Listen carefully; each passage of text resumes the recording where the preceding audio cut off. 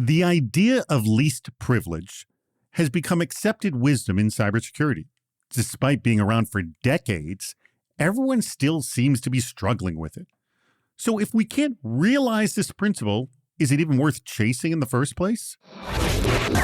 You're listening to Defense in Depth. Welcome to Defense in Depth. My name is David Spark. I'm the producer of the CISO series, and joining me as my co-host for this episode, he's been a new co-host. We love having him on. It's none other than the VP and CISO over at Frostbank, Eddie Contreras. Eddie, thank you so much for joining us. David, thank you for having me back yet again. We love having you. Our sponsor for today's episode, great sponsor of the CISO series, that would be Sierra. Secure your data wherever it lives. And what's cool, they got a really awesome event coming up in Dallas. And if you are there or live near there, you'll want to listen to what we have to say later in the show. But first, let's get to our topic at hand. We talk all the time that cybersecurity needs to be a business enabler. And Kevin Page, CISO at Conductor One, makes the case that least privilege is a fantasy that distracts cybersecurity teams from their core mission. In an age of dynamic and complex infrastructure, least privilege is fundamentally at odds with keeping the business running smoothly. He proposes instead security teams focus on building systems that scale based around zero standing access, just-in-time provisioning, and full auditing. So I throw it to you, Eddie, and I know this is just a setup. Is that any more feasible, what he just described, than least privilege? You know, it's going to be a very good conversation today. The way I think about this is so often technologists try to take ownership of a domain. And least privilege is the newest member of that conversation. It's been around for a long time, but it's not just restricted to cybersecurity. So if you think of this concept being around and how everybody needs to make it successful, the best way, and David, you know me by now, you go to a hotel, you arrive at that hotel, you get a key to your room, but you don't get a key to every room. There is a lot of stuff that you don't have access to, but that's the fundamental practice of least privilege. Arrive, go where you need to go, be where you need to be, and make sure that you do not step across those bounds because bad things could happen. Very good point. All right. Helping us with this conversation, by the way, this was a conversation long waiting to happen, and we're thrilled to finally have it happen. And I ran into her again at Black Hat, thrilled to have run into you so you can be back again. She is currently the CISO in residence over at Ballistic Ventures, none other than Julie Tsai. Julie, thank you so much for joining us. Great to be here, David. I'm glad we ran into each other too. And great to be on here with Eddie. Why is everyone so confused? Samuel Roach of Cyber Optics said, quote, "The principle of least privilege is just that, a principle. It is ineffective without actually implementing the right controls, but it is the principle that should dictate the controls one should implement. It is the reason you cannot normally enter the security area of an airport without a valid boarding pass." Good analogy. Speaking your language, Eddie. Samuel goes on to say, "The principle of least privilege is certainly not dead. We simply need better visibility of what identities have access to and do a better job of applying the principle consistently." That sounds pretty darn good. Can we get to it? We'll see. But I also want to mention Mohammed Khan's quote here. Rather than declaring least privilege dead, perhaps the real issue is the lack of adaptive privilege models. Least privilege isn't broken, our execution is. With identity sprawl, CI/CD pipelines, and multiple cloud APIs, what we need is dynamic access governance. Policies that adjust with user roles, task context, and risk scores. Just-in-time access and zero standing privileges are brilliant tactics, but they're part of a modern least privilege strategy, not its replacement. Instead of burying the concept, maybe we should evolve our tooling and mindset to apply it meaningfully at scale. All right, Eddie, these are two great quotes, and I think they kind of hit it really well. Both are saying, don't throw out least privileged. We know we just need to adapt. Yes? You know, everything adapts over time. And I like these two quotes because it starts to ground us in the conversation that it's not easy. Yes. That, by the way, that's the whole theme for CISO series. It's not easy. It's not. And, you know, George Foreman coined it, right? You know, set it and forget it, right? It's not one of those areas where you can just forget it, but it is adaptable. And with every technology that's out there, with every new concept, with every new process, it forces you to reevaluate what controls you have. And if you really look at least privilege as a control, you design that control and then you test the effectiveness of that control over time. And if you're not testing it with every iteration, upgrade, and or new process or technology, you're right. It can be very challenging. And a lot of companies, unfortunately, once they set the control, they do forget it. They think it's the easy button. And then 2 years later, when they revisit that control, that's when you start to unpack, well, what happened? Well, did we ever really have least privilege? But it is one of those controls that you have to manage thoroughly. And going back to the original post, Julie, that Kevin Page posted about saying that we need, zero standing access, just-in-time provisioning. These are evolving concepts of least privilege. It really isn't throwing it away completely. And so that also leans into what Mohammed said. Yes? Absolutely. I think that in some ways, I appreciate the conversation he's trying to ignite, but it's a provocative way of posing what I think is a false choice. Right. It's not either or. Absolutely not. And in a lot of ways, just-in-time provisioning and dynamic access are forms of least privilege. When you think about the things that you're going to limit in terms of privilege, you're going to make it time-bound. You're going to do it per role. You're going to do it per task. And this is one dimension of that. So just-in-time provisioning, zero standing access, those are actually pretty good flavors of least privilege. It's just, I think that for the sake of people's understanding, or getting twisted in some other form, I don't think it should be taken as, oh, least privilege is dead, just go ahead and give everyone the root keys. It's not like that. This is one way of approaching this problem. Well, I don't think he said give away the root keys. I think what the argument up front is, we've tried so hard, we failed, so we got to take a complete other tactic. And I know that's not what you believe, but I thought it's interesting, like you said at the beginning, it's quite provocative to even just go down that road. Right, exactly. It's almost like, okay, well, what is it that you're proposing? I know you're not proposing to throw out the baby with the bathwater on this. Security, I think, is as much a maturity progression in terms of not letting the perfect be the enemy of the good. We will never be perfect, but you cannot stop trying because otherwise you've just made it way worse. I didn't think of these options.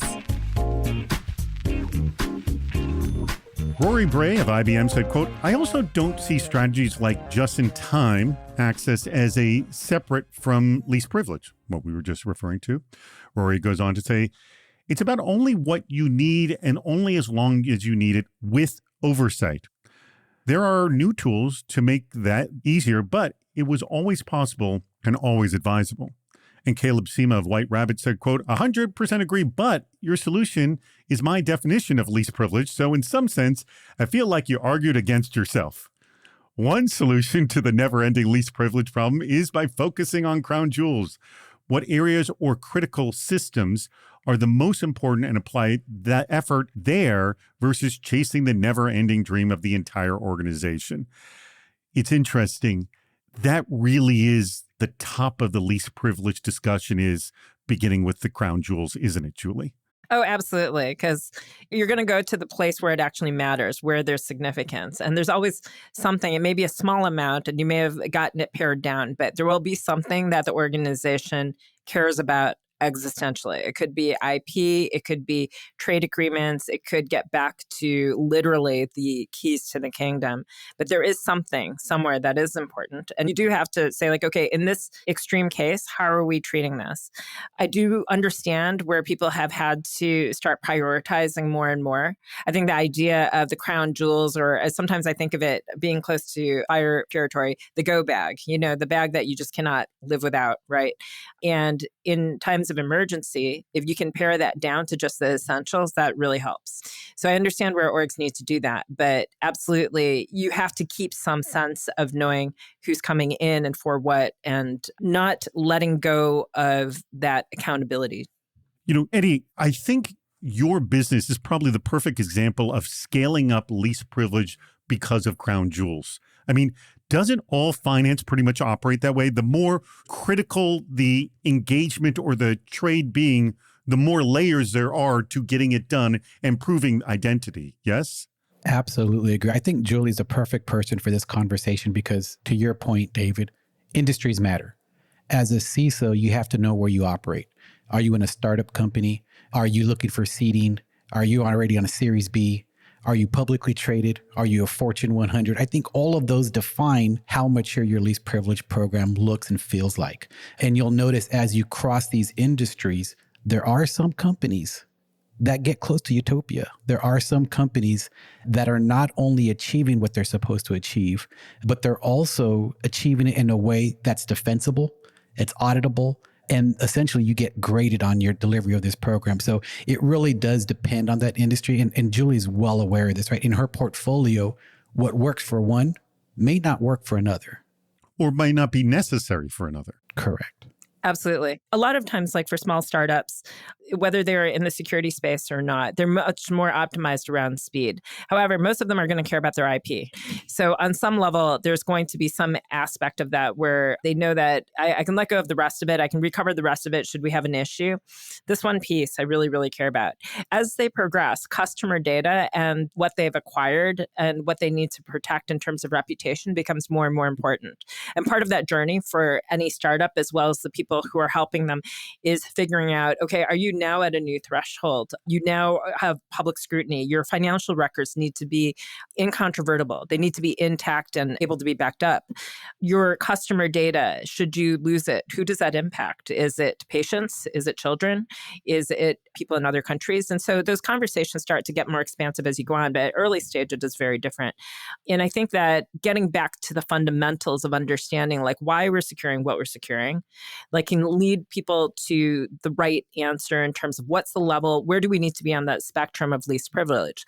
Least privilege is not just an ideal, but a foundational muscle on how we operate in terms of knowing like, hey, this is how I'm going to approach this problem every time. We're going to land in the right place. It's not going to be an absolute place, but we're going to land on the right place because I'm looking at it from the perspective of who needs to know this. Who's our sponsor this week? Hey, AI is here. We all know that. And it's moving very fast. But with every new system, tool, and integration, your data and your security posture are under more pressure than ever. That's where the DataSec AI conference comes in, and it's happening next week. So if you're hearing this when this just came out, you got to move fast. It's happening November 12th and 13th in Dallas. DataSec AI 25 is the industry's leading conference at the intersection of cybersecurity, data governance, and AI innovation, and it's hosted by AI and data security leader Sierra. So this isn't just another tech event. It's a conference built by the industry, for the industry, designed to help CISOs, data leaders, and business technologists rethink what's possible, share real-world strategies, and collaborate on the future of AI security. You'll hear from top voices driving transformation across sectors, from enterprise CISOs to AI threat intelligence experts, and you'll walk away with the insights you need to scale secure innovation. Now, if your job touches security, AI, or data, you need to be a DataSec AI. Here's a great thing. There's no cost to attend. Just bring your perspective and join the conversation. Just go to Sierra.com. It's spelled Cyera.com. That's our website, Sierra.com. But at the very, very top of the page, the top row, there's a link to the DataSec AI conference. Just click on that and go ahead and register. This isn't just a security issue. Ron Yanklowitz of Next Insurance said, quote, least privilege isn't the problem. Poor implementation is. And by the way, a lot of people agree with that. Ron goes on to say, just-in-time access, step-up approvals, auditability, those aren't replacements for least privilege. They're how you achieve it in modern environments. The principle hasn't failed. What's failed is trying to enforce it manually without context, automation, or lifecycle management. In my honest opinion, the answer isn't to abandon least privilege. It's to operationalize it properly. With the right tooling, it scales just fine. Now, what the argument at the beginning is, yeah, we haven't been doing that, so let's try something else. But Matthew Halsey also says, quote, if a business is struggling to have the correct access assigned in a timely manner, then that is not a security problem. That is a poor role-based access control or RBAC system problem. What likely causes problems like these are people in positions of power, like heads of departments or members of the C-suite, circumventing proper access control policy because, quote, what I need is super business critical and I needs doing now.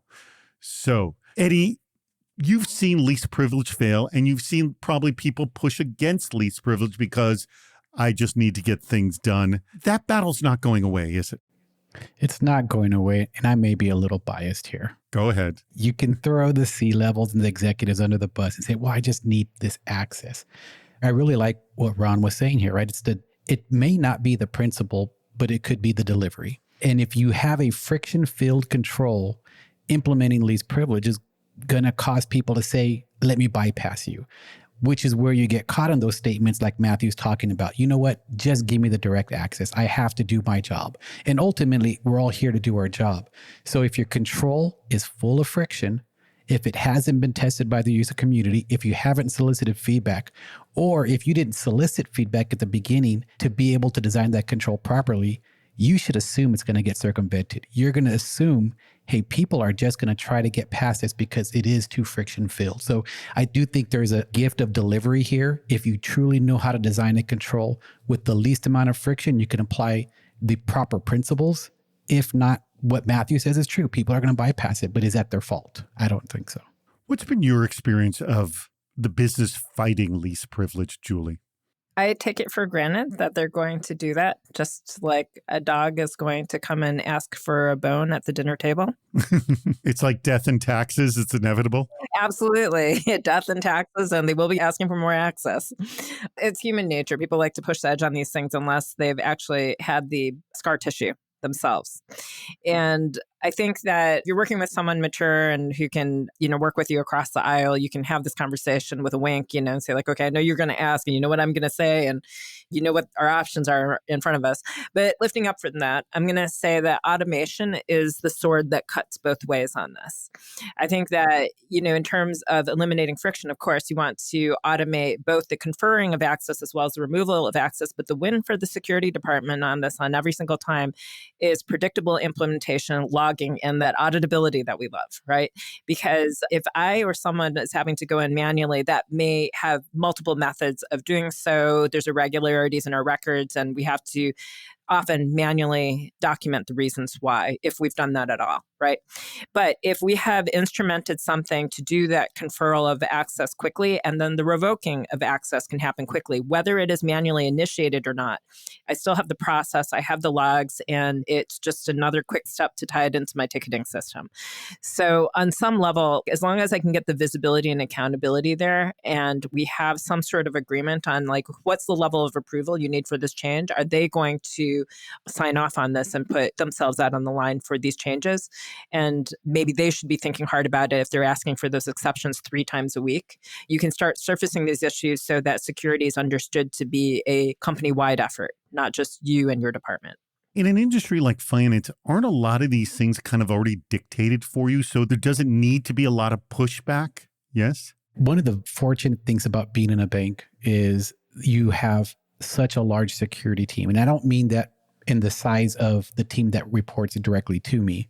I mean that in every employee is security conscious, right? They're understanding what's expected of them. When you're in the financial industry, you realize some people get the keys to the vault, some don't, right? Some people have authority, some don't, and people understand that. So I do agree, David, being in this industry, the ability to deliver security controls is not as resisted, but I can tell you at some point in time, resistance comes if the control is not manageable. Usually the feedback is really, I would like a better control, even though the words you're hearing is, I don't like it, right? Or you're hearing frustration, but it gives us an opportunity to redesign the control. But yeah, we do it. I've noticed the finance industry that doing certain money movements take more steps than they have in the past. And it's a lot of essentially more multi-factor authentication, really. That's all by design, yes? It is not only by design in the technology, it's by design in the process. So we even step out of the technology and still apply least privilege because, again, we're a financial institution and we're taking care of your money. You'd want us to have those steps there in place. So it's very important for us. It's time for this week's security tip.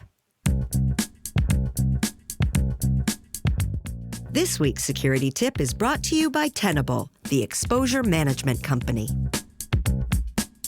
Exposure management is a relatively new but increasingly central part of cybersecurity.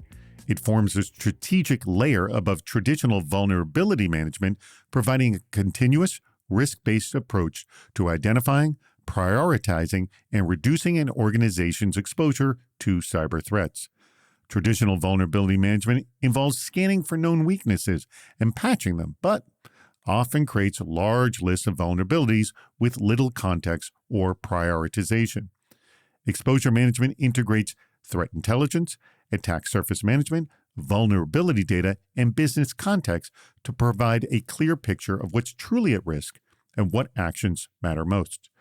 Not only does it help CISOs identify and mitigate their organization's most pressing exposures, it also makes it easier to explain to a board of directors what is really going on by focusing on the cyber-related issues that the board truly cares about, such as the risks the organization is carrying, the potential business impact of this risk, and which critical areas to address. This puts CISOs in context with board members, making the conversation more strategic and more likely to generate much-needed support. CISOs looking to gain insights and to develop their exposure management influence and leadership skills should explore industry groups such as the Exposure Management Leadership Council. This has been your weekly security tip. To learn more about exposure management, go to Tenable.com.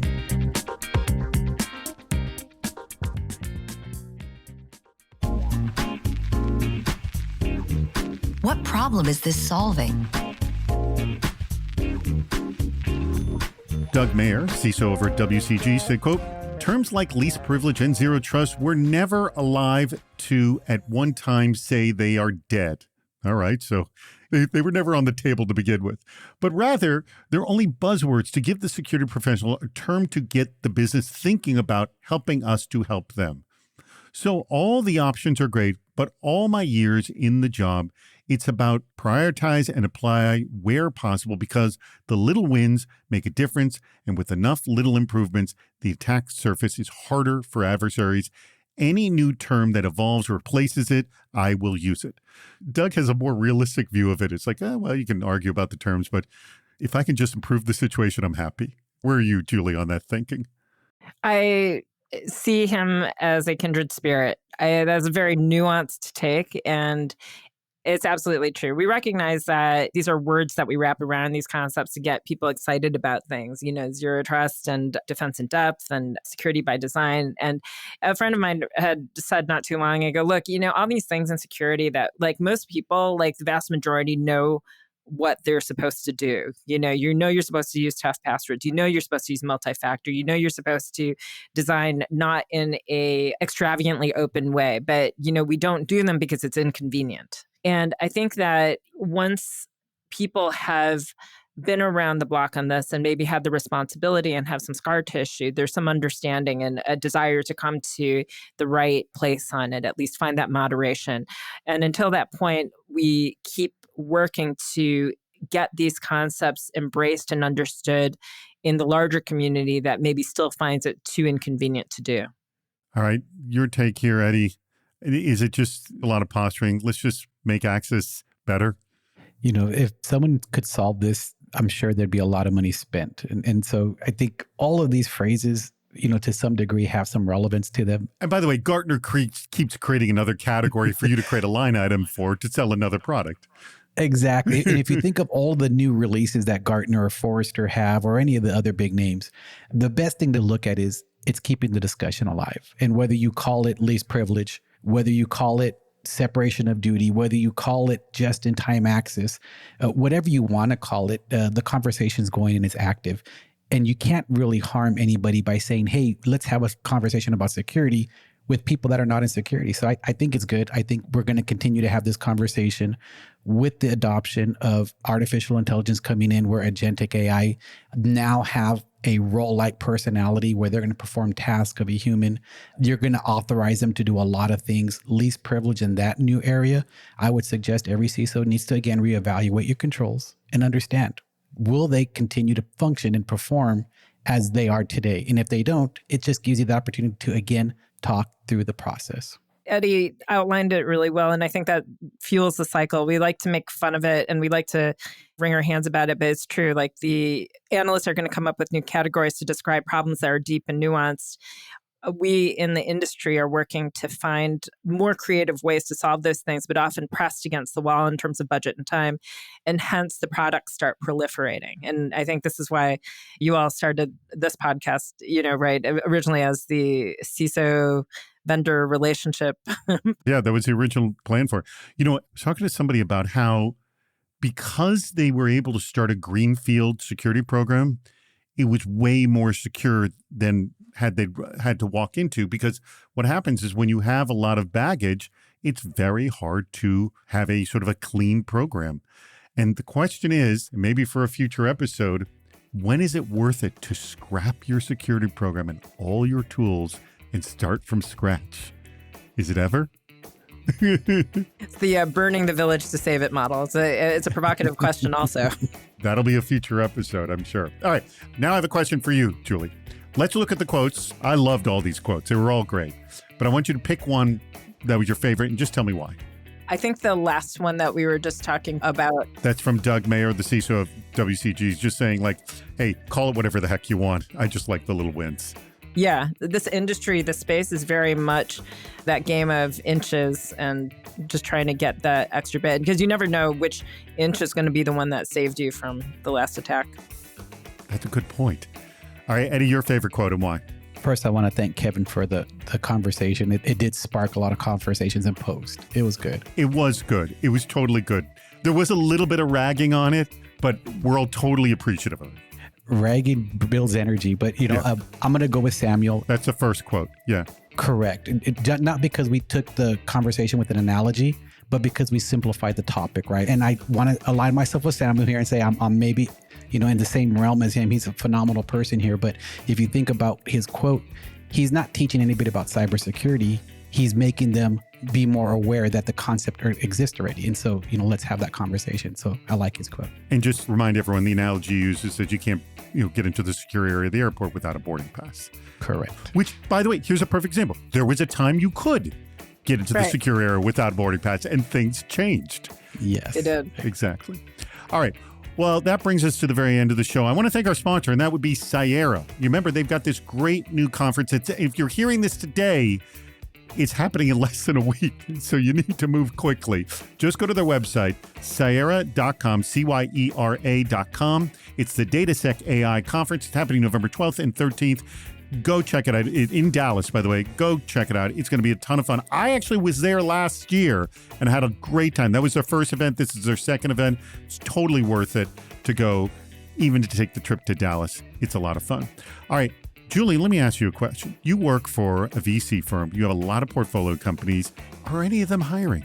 I do know startups that are hiring in not just the ballistic portfolio, but also in the startup ecosystem. So contact you directly? Yes. Contact me directly. So we will have Julie's LinkedIn profile linked to on the blog post for this episode. Just go find it.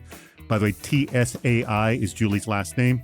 You can just search it on our site if you can't find it. But if you're listening to this the week it comes out, it'll be very easy to find right on the site. Thank you very much, Eddie. Thank you very much, Julie. And to our audience, we greatly appreciate your contributions and for listening to Defense in Depth. We've reached the end of Defense in Depth. Make sure to subscribe so you don't miss yet another hot topic in cybersecurity. This show thrives on your contributions. Please write a review, leave a comment on LinkedIn or on our site, CISOseries.com, where you'll also see plenty of ways to participate, including recording a question or a comment for the show. If you're interested in sponsoring the podcast, contact David Spark directly at david@CISOseries.com. Thank you for listening to Defense in Depth.